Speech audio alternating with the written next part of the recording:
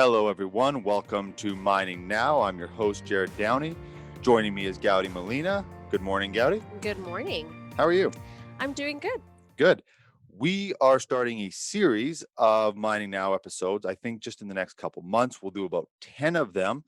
That's exciting. It's going to be a big run of Mining Now episodes. Rory just did a poll. There's a lot of support for the Mining Now episode. It's wonderful. We're leading up to CIM May 3rd to 6th. That's correct. Yeah. Yeah, so we want to get that. We want to get that amped up and promote that event. That's going to be exciting.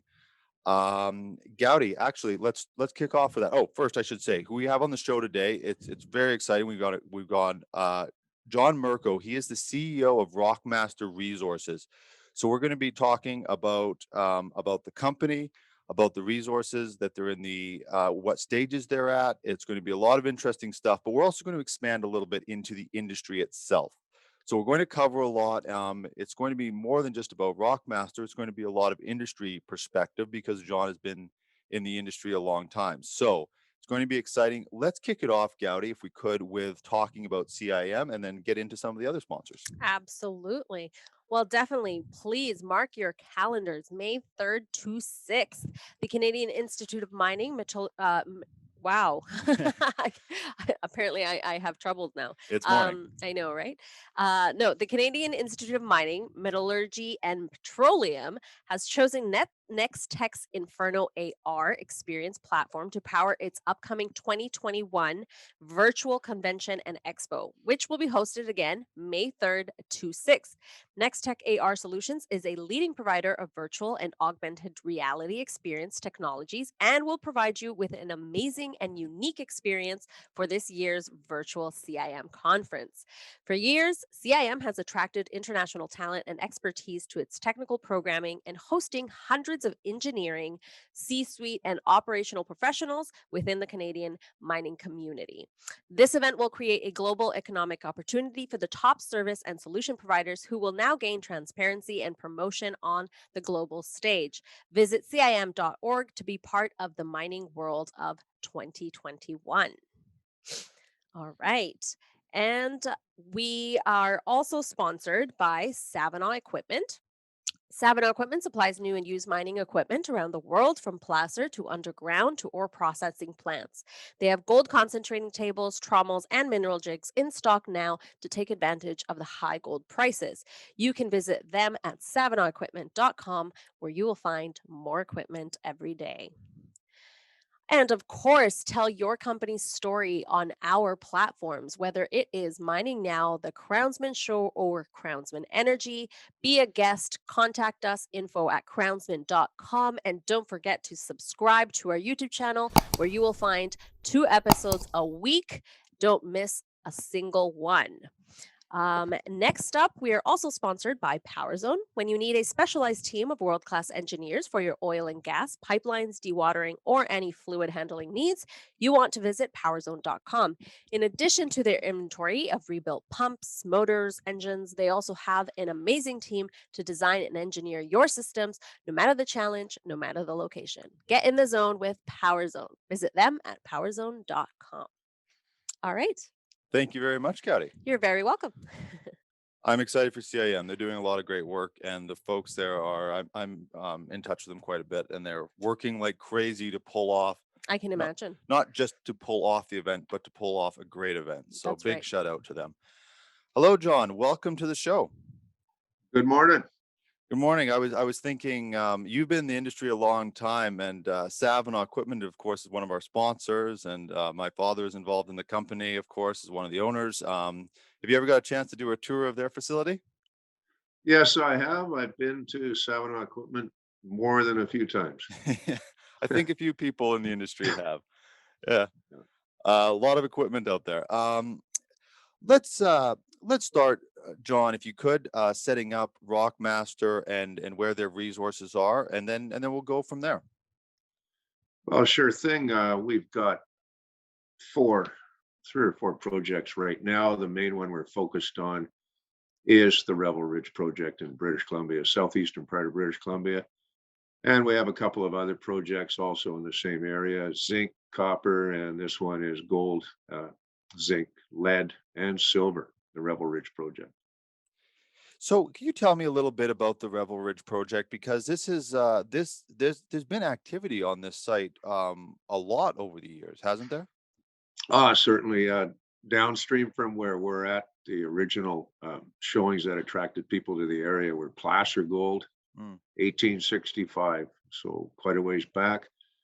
Upstream, about 10 kilometers in that river basin is where they discovered the showings we're working on now, and they did some original work at the turn of the century. Little bit of underground, a little bit of surface, and right away they ran into some metallurgical difficulties, but it is a large gold-bearing polymetallic zone running for a couple of kilometers. It's fairly good grade, and that's our focus: exploration and metallurgical work to extract the gold and lead, zinc, and silver from that is what we're focused on now. That all that work took place over a period of over 100 years. 100 years? Yep. Oh, So we are the fortunate recipients of most of that data and can build on that. Um, I mean, just fantastic, amazing guys were going up and down there on trails, horseback up until the 60s when they finally got a cat road in there. Underground work by hand with hand steels and hammers, packing in all that equipment they needed for that, air compressors, anything they needed. Um, all the camping supplies, they had to stay there. Didn't matter what time of the year it was. A lot of exploration work, all done by hand, not a lot of mechanical equipment or certainly no helicopters or anything. So this is horseback in a good day. in a good day, yeah. A different type of toughness 100 years ago, I would say.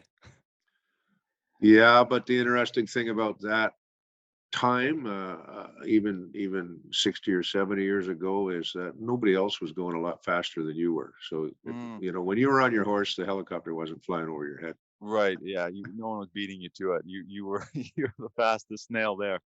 Yeah, yeah, that's for sure. That data that you said you have access to, how far back does that go? Like, how does it actually work when you have a site or an area that has 100 years of exploration involved in it? Is that all documented still and accessible? Probably not all, but a lot of it is. You'll find old government annual reports going back to the 1860s, and in there will be sketch maps done by the resident surveyor or the geologist or whoever happened to visit the area or visit the actual prospect itself.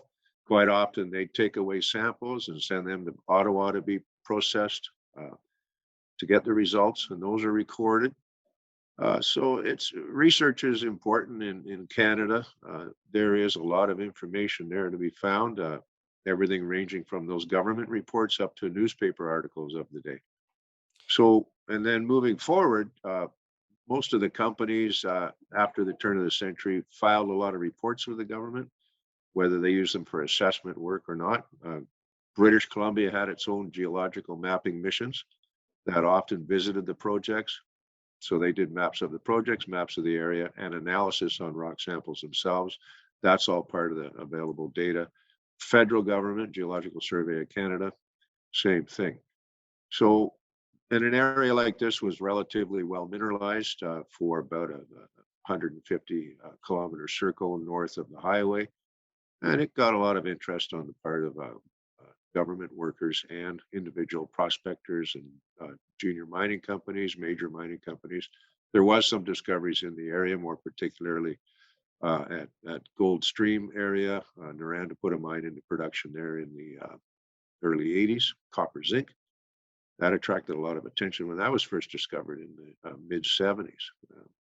You can imagine a swarm of helicopters and geologists and prospectors in the hills when the discovery's made. Right.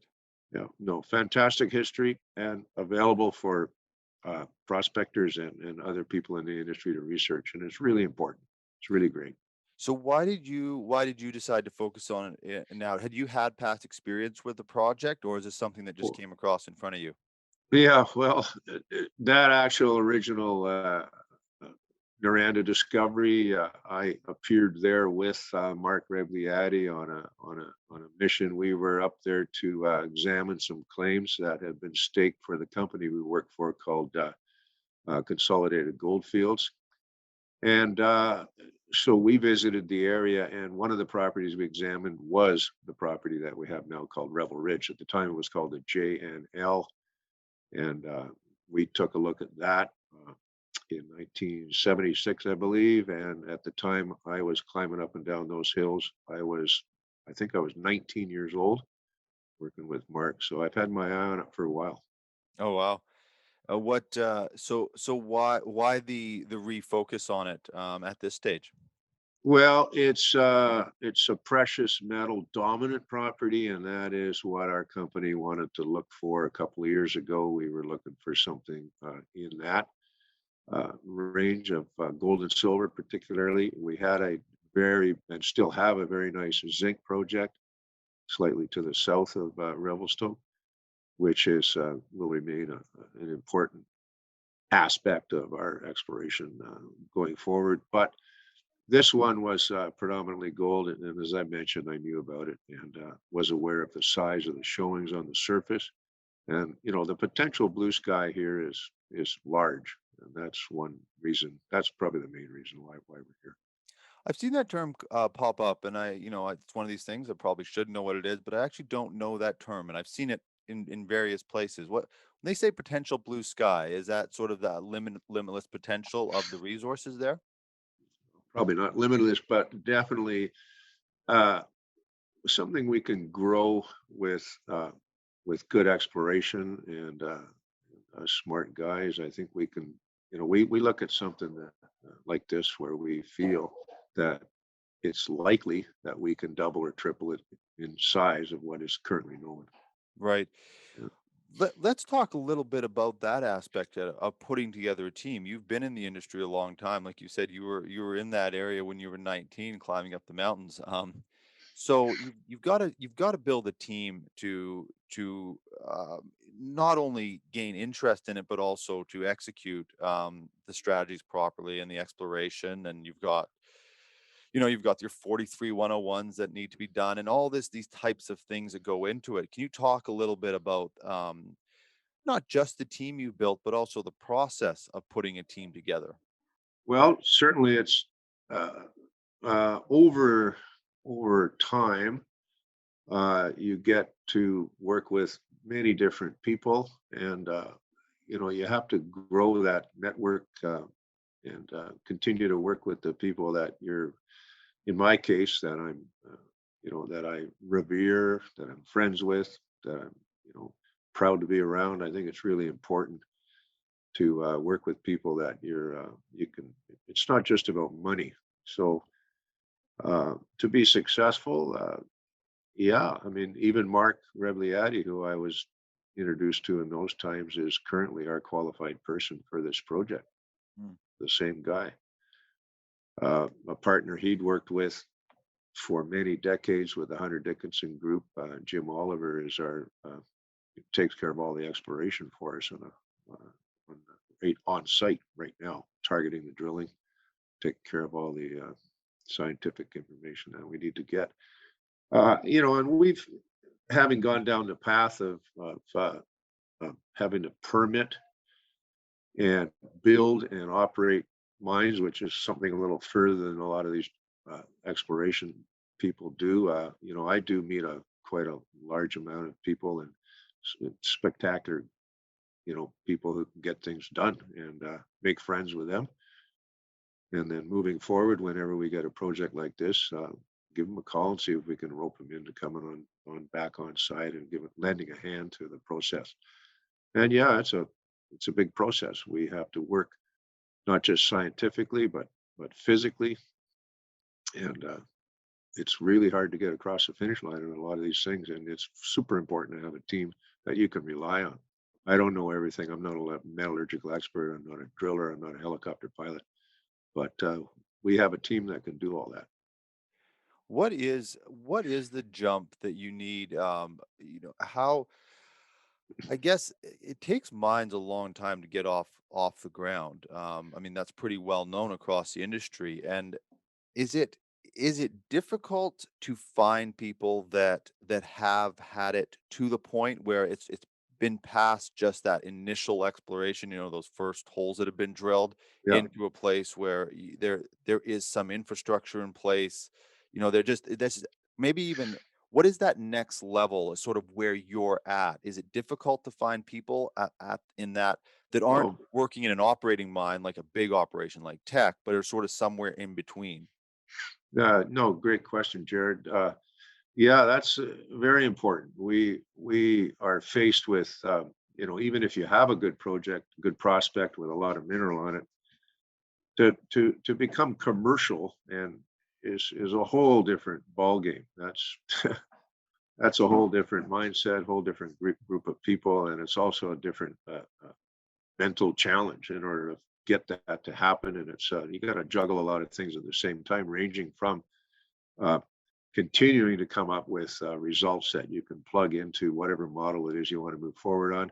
Permitting, there's a lot of permitting involved because if you just wait till you find whatever size of a deposit you want to permit, um, from that point forward, you're lucky to be in a 3 or 4 year process to get close to getting a production permit. So getting started on that early is important. And who are you going to get to do that? There's only certain kinds of people who have been down that path, Right. whether it's working on fisheries or wildlife or flora. Really, really important to have a team that can get onto that stuff, so you're not stumbling around trying to find somebody. And also, a lot of these groups that are good at the science, they've never built anything in Mm, their life. So good to have access to somebody who's got practical knowledge on how to make things happen. Haven't had and they need to have been successful doing that. They can't have had an issue with regulators, or an issue with the community, or an issue with any kind of physical construction or safety, because mhm. you know that's going to cause a large problem to you. So mines, for the most part, you don't just find them; you got to make them. You got to make all Right. that happen. And my big job is quite often I just feel like I'm a taxi driver. I just try to deliver all these people to the site and get them stimulated to get to work. Is it at a stage in that operation that people are motivated? They kind of see that light at the end of the tunnel. People on your team, have there been good results from what you're trying to discover? Oh, for sure. Um, you know, and it starts right back on the exploration. Everybody, if they feel like they're part of the team, they are, they're all pushing in the same direction. And when they accomplish something as a group, they're pretty proud of it. Whether it's a successful drill hole, or the construction of some aspect of commercial production, or getting permits, and having the community on side. All of these achievements that they make, if they're part of the team, it's a fantastic feeling to get across the finish line. Just absolutely, absolutely good. You've been in the industry a long time, and do you still get that feeling, that those accomplishment when you get the community on board? Does that still have that, or is it even more so than it used to be because now you appreciate the work that goes into it, maybe more so than you do when you're sort of young and blind a little bit? Yeah, sure, absolutely.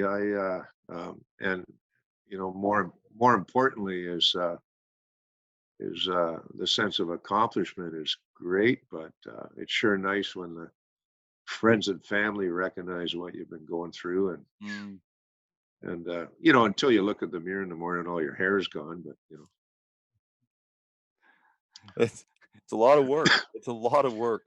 Do you, yeah. um I wanted to shift gears a little bit, John, because there's this world of mining within Vancouver, and I know of it. Obviously, there's the big, companies like Tech, and that they're operating, so it's sort of that makes sense. But why is it that so many junior mining companies have have started or set up shop in Vancouver? Is there a historical reason that has happened?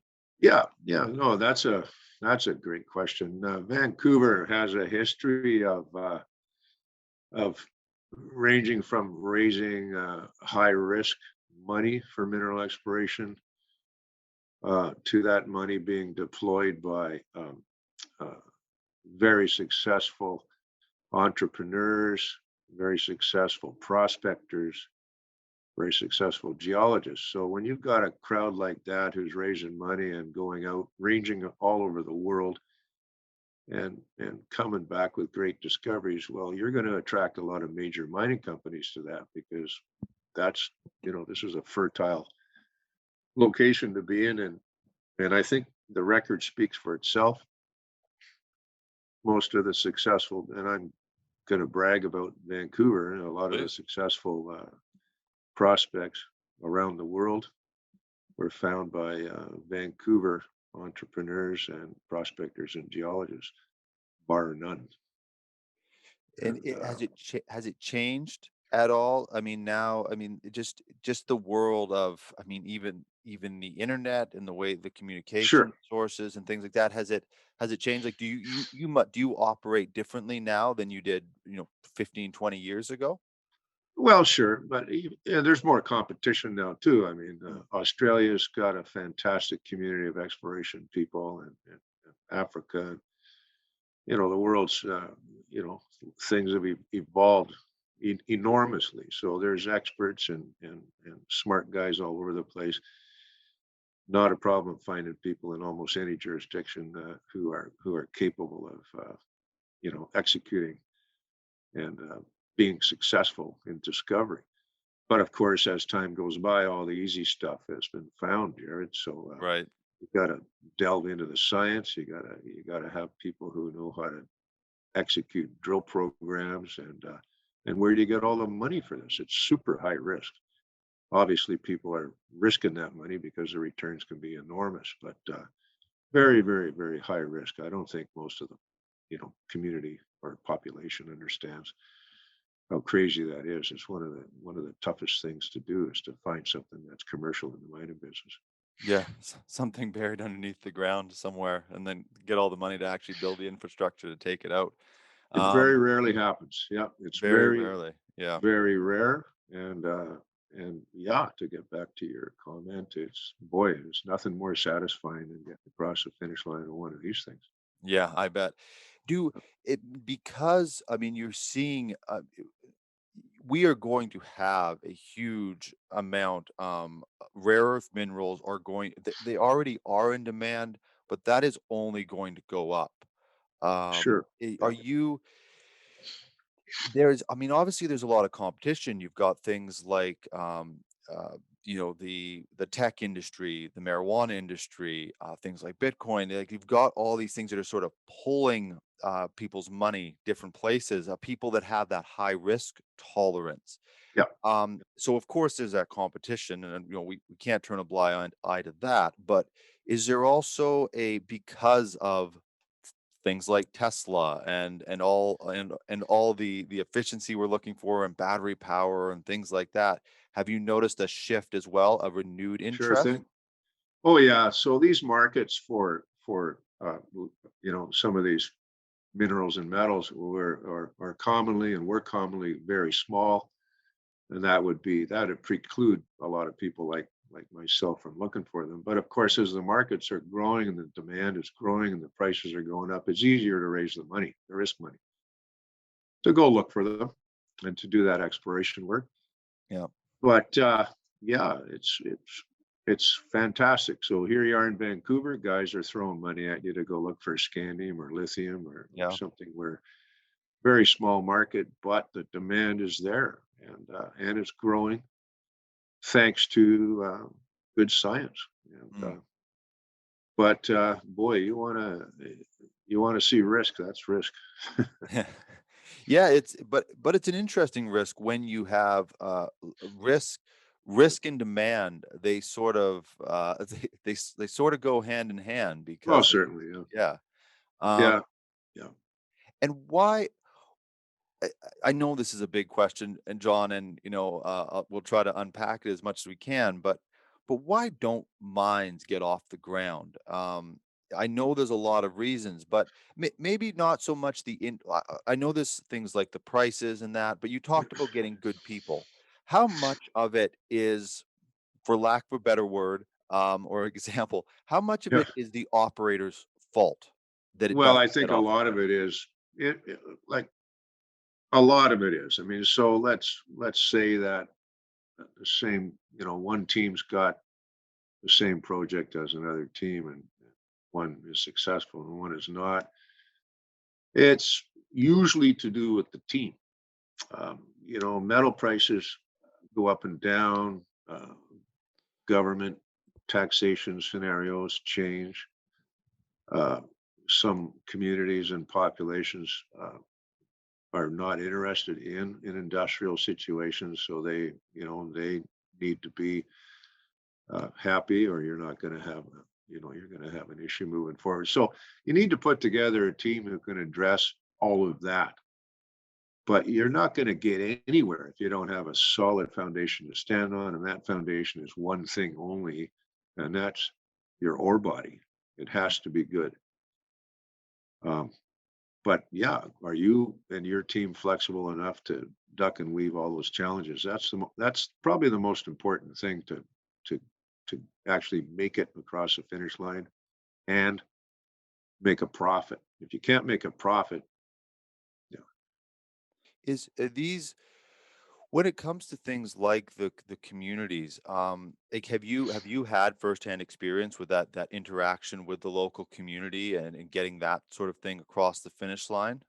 yeah, sure thing. So that you need to take the time, make the effort to communicate and educate people. A lot of people don't know what we're doing or how we do it, or why they would be excited about it, or why they would support it. They don't know. So, often their reactions are fast and furious, and they're not sure about something. They'd rather just not have to deal with it.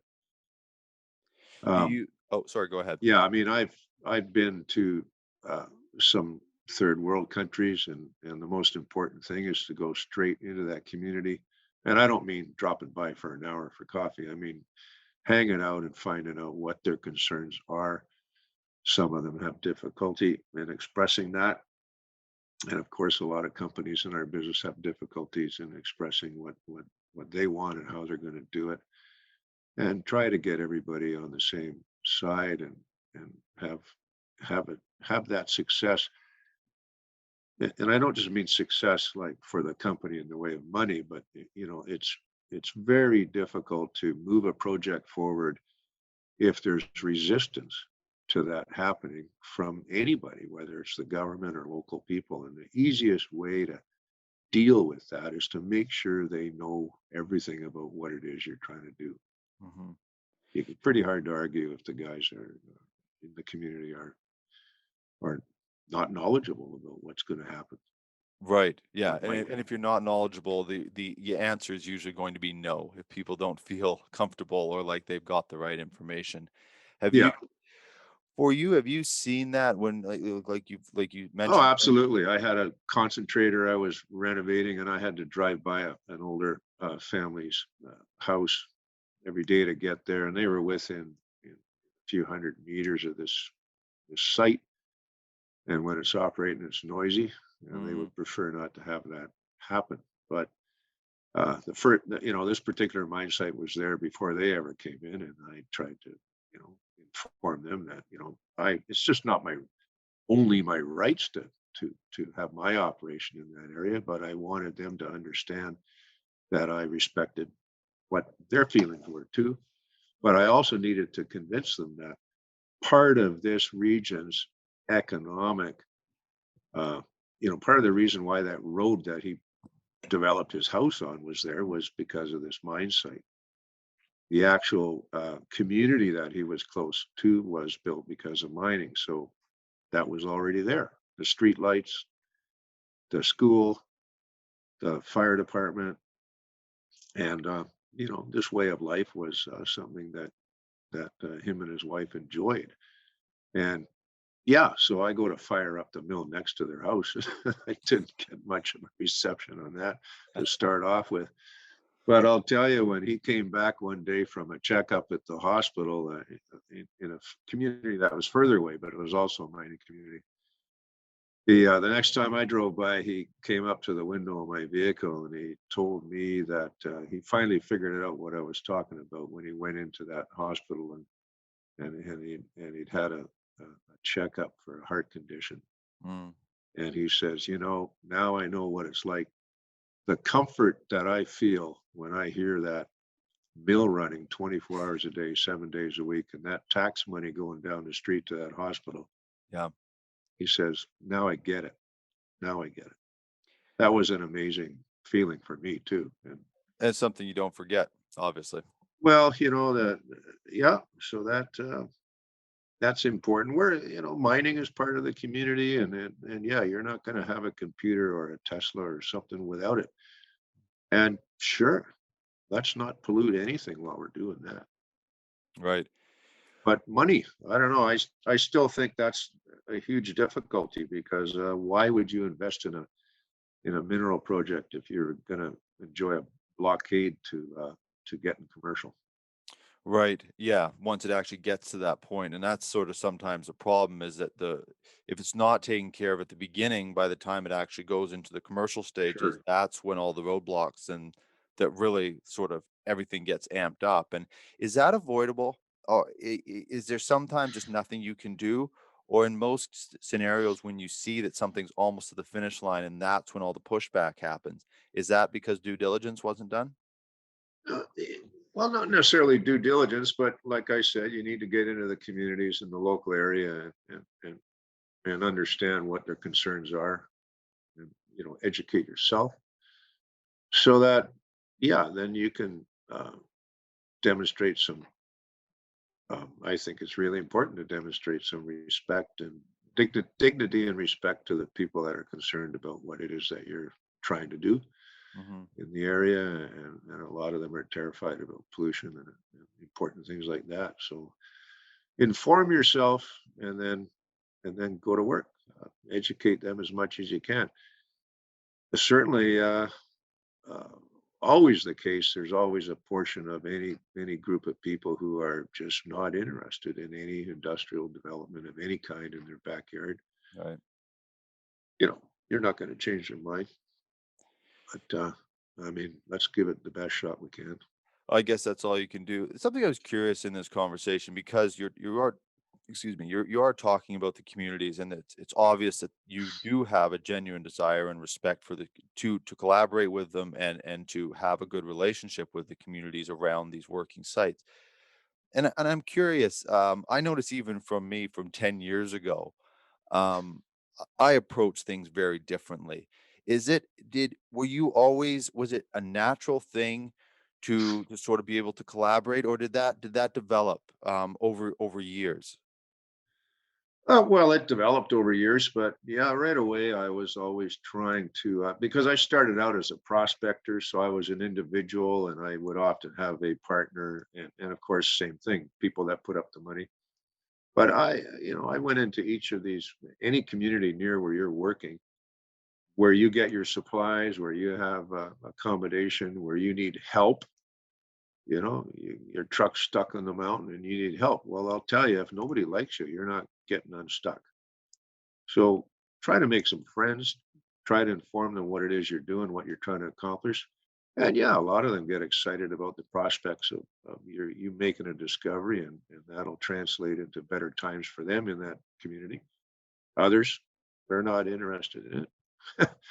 Yeah. But I think you just treat them with respect, and they can figure out that you're a meaningful, hardworking guy, and and they give you respect back. But yeah, you might not change your mind, that's for sure. No, you But can't change everybody's mind. That yeah, that's the one thing. but yeah, I've always looked for support because I've never. I didn't work for major mining companies other than on a seasonal basis. So it wasn't like I was representing a major mining company. Mm, It was me, and the only money I had was in my pocket. And, that was a limited thing. So you had to do your best with what you had. And involving the community is important, really important. I feel like John, if we dug a little more, we could have some great stories about your time in the industry. Oh, yeah, yeah, yeah. Maybe we'll get you back on for it. What looking forward for Rockmaster Resources, what are the next stage? What are you looking to accomplish here in the next year, next 3 years, and as it continues? Well, that's another great question there, Jared. Look, we like I said, I came onto this project for the blue sky. So I'm really interested in drilling and expanding and seeing how large these zones are on the property. Hmm. That's job number one. That's my life. I'm an explorationist. Sure, I've built things and sold concentrate, and like I said before, proud to see that check from the smelter come into the bank. But the potential of the project is going to be tested by drilling, and we're likely never going to stop. Mm. This is a really pregnant area that we're in. So where do we stop? Well, we get to the point where you do want to develop a portion of that project.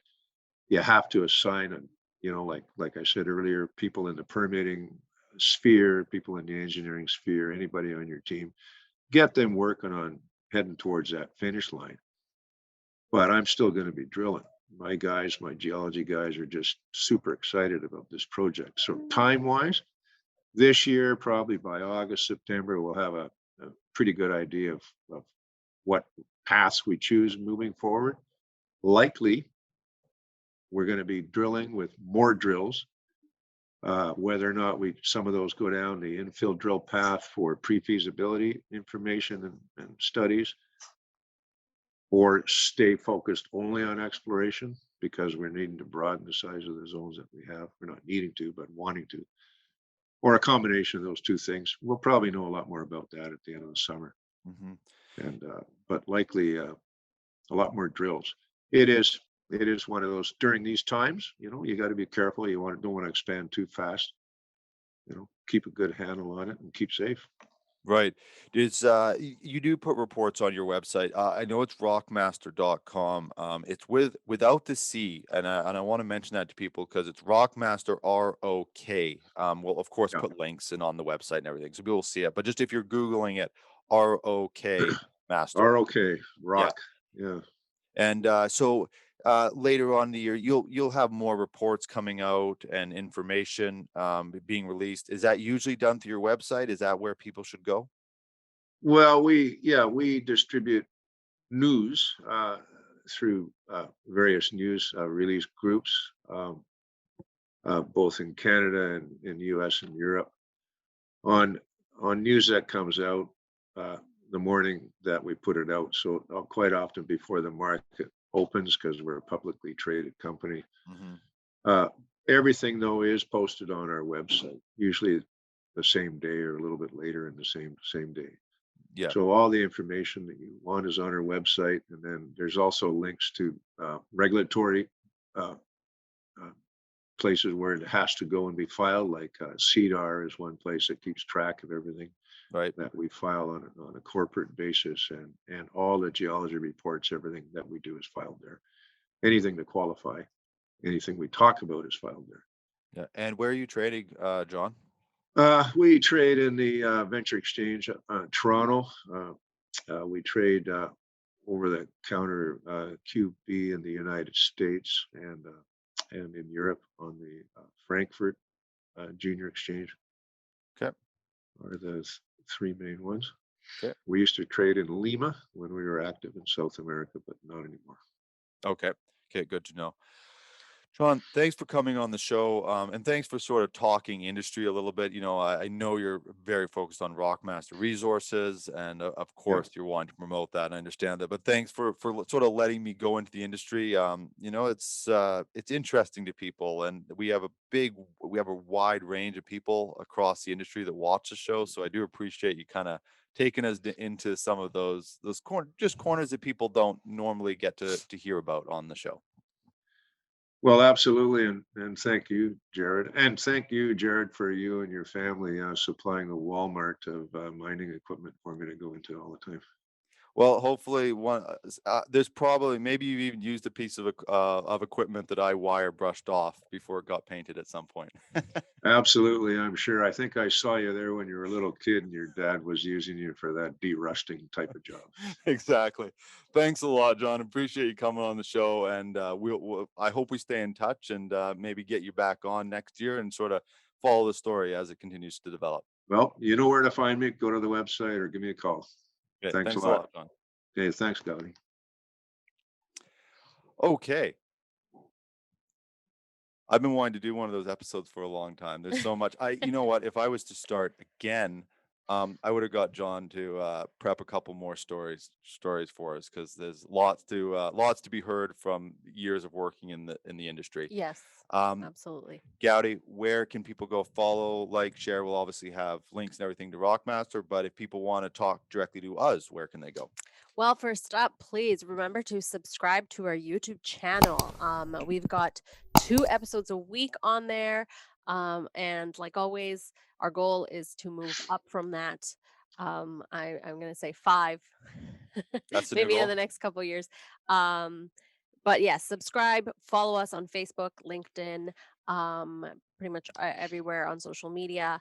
And if you want to contact us directly, info@crownsman.com. If you'd like to be a guest or know someone that should be a guest, whether it's again the Mining Now, the Crownsman Show, or Crownsman Energy. Thank you very much, Gowdy. And thank you, everybody, for watching. Thank you, John, for coming on the show. We will see everyone on the next episode. Like I said, we've got a whole stream of Mining Now episodes coming, so please stay tuned. Keep talking about mining, promoting mining. Yes. We are just getting started. Thank you very much.